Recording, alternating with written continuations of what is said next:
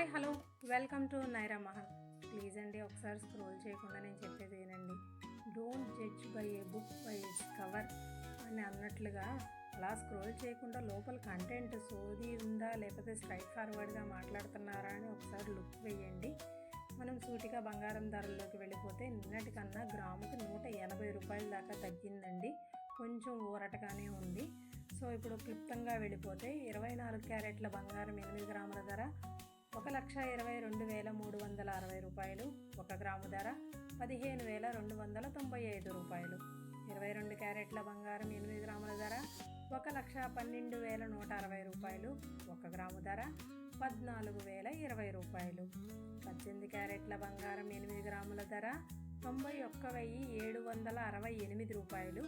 1 gram ధర 11,471 రూపాయి.